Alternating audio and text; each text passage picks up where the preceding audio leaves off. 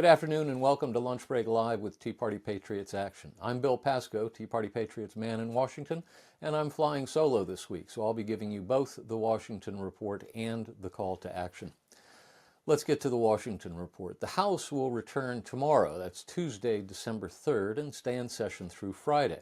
The Senate is scheduled to return today, December 2nd, and is also scheduled to stay in session through Friday.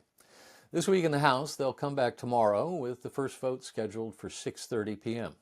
At that time, the House is scheduled to consider 21 bills under suspension of the rules. On Wednesday and for the balance of the week, the House will consider 2 bills under a rule and 31 bills under suspension of the rules.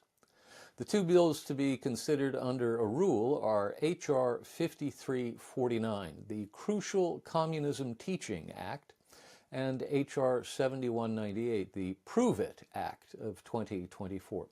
To be clear, the Crucial Communism Teaching Act, sponsored by Florida Republican Congresswoman Maria Elvira Salazar, the daughter of Cuban exiles, is intended, quote, to develop and disseminate a civic education curriculum and oral history resources regarding certain political ideologies, unquote.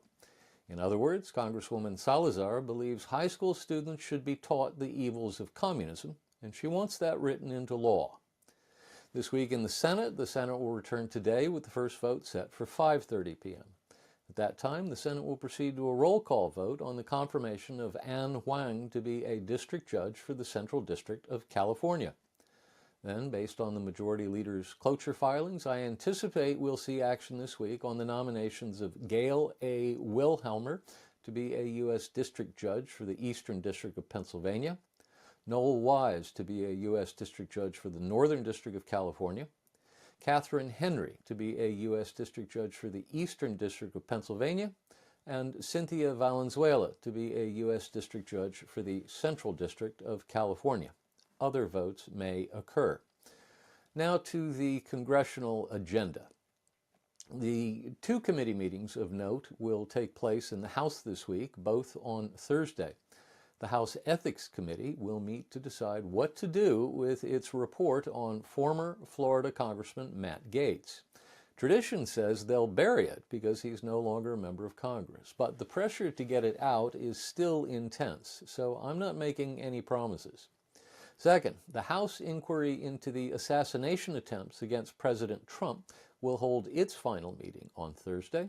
The members will hear from Acting Secret Service Director Ronald Rowe, Jr., and then will vote on releasing its report.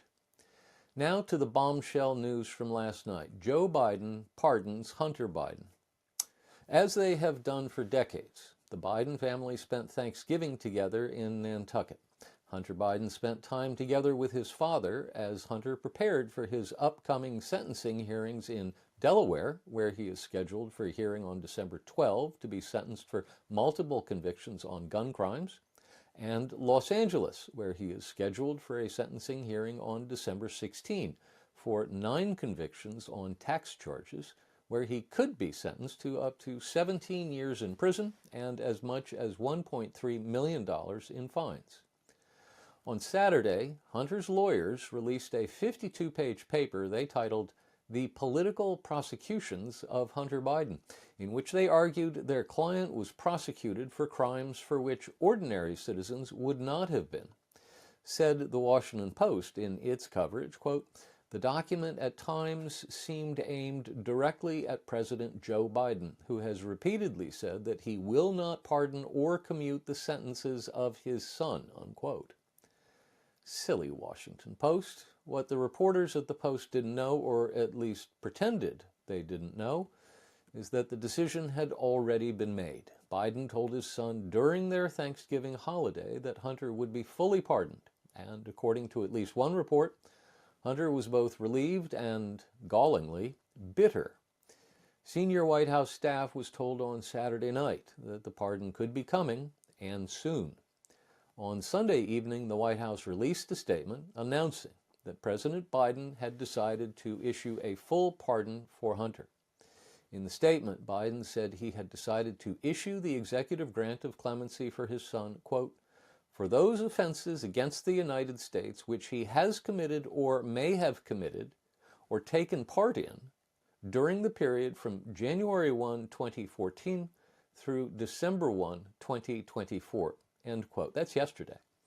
That's an extremely broad pardon, and it may come back to bite both Bidens in the near-term future. Rather than simply pardon Hunter for the crimes to which he has pleaded guilty, as is standard, Biden chose to issue a blanket pardon for an 11-year period going back to the time when Joe Biden was serving as vice president. The blanket nature of the pardon may prove to be problematic for the Biden family. As former U.S. Ambassador to Israel David Friedman noted on X, the full pardon now removes Hunter's ability to refuse to answer questions about his activities in Ukraine and/or China on the basis of the protections of the Fifth Amendment. With no chance that anything he says under oath could lead to a prosecution against him, Hunter will not be able to avoid answering questions that may implicate other family members, including his father. We may not be done yet with Biden investigations because of the way Biden handled this whole thing. As he has done for years, Biden, in his statement, assumed an air of insufferable arrogance, declaring that everyone believes what he believes. Quote, "No reasonable person who looks at the facts of Hunter's cases," he said, "can reach any other conclusion than Hunter was singled out only because he is my son, and that is wrong," end quote.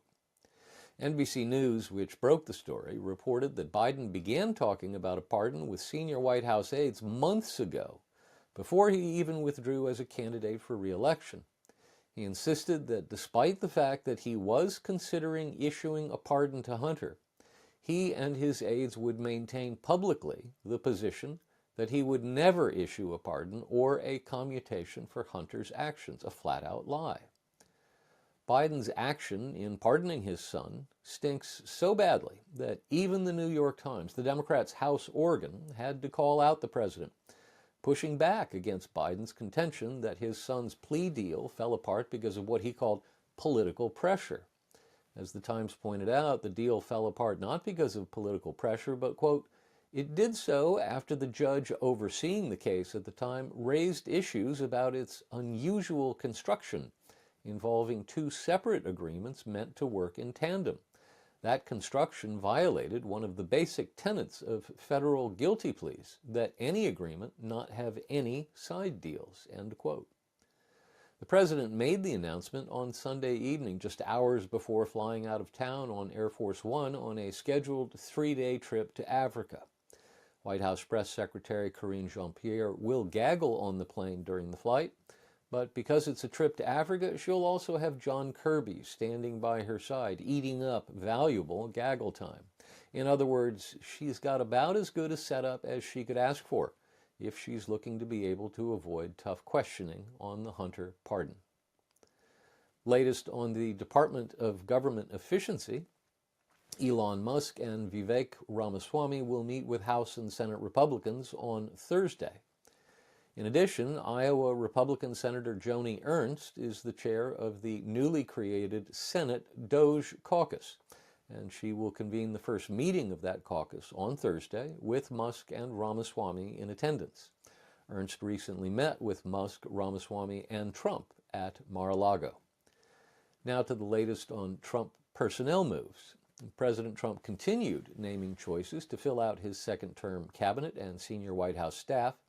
Early in the week, he named Jamieson Greer to serve as U.S. Trade Representative, Kevin Hassett to serve as Director of the National Economic Council, Dr. Jay Bhattacharya to serve as Director of the National Institutes of Health, General Keith Kellogg to serve as Special Envoy for Ukraine and Russia, Charles Kushner to serve as U.S. Ambassador to France, and Kash Patel to serve as Director of the Federal Bureau of Investigation. President Trump has two major appointments left to name. That's it, just two. His choices to head the Council of Economic Advisors and the Administrator of the Small Business Administration. Now to the latest on Secretary of Defense nominee Pete Hegseth. On Saturday, the New York Times reported on a 2018 email sent by Pete Hegseth's mother to her son, in which she excoriated him for his behavior toward women over the course of his life, which she labeled abusive. She later apologized to her son for sending the email, chalking it up to anger, and has since declared publicly that she is very proud of her son.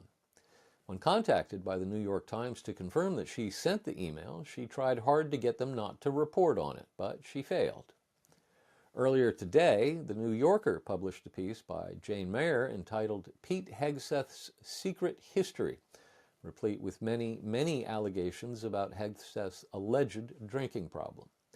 Both pieces will go into the Confirmation Hearing Questions folder for all the Democrats on the Senate Armed Services Committee. And that's our Washington Report for this week. Now to the call to action. Please make sure you've read our recent poll results on the public support for the Department of Government Efficiency, and sign up, if you haven't already, for updates on DOJ-related calls to action. You can find a link to Jenny Beth's op-ed on the poll results in the suggested reading. She notes that 71% of those surveyed said they support the creation of a Department of Government Efficiency, and 65% said they support telling government workers they can either go back to work in their offices or find new employment. You can find information on the poll on the front page of the website at teapartypatriots.org. You'll find the sign-up form at the bottom of the page that has the poll results. That's it for this week. Until next week, be active.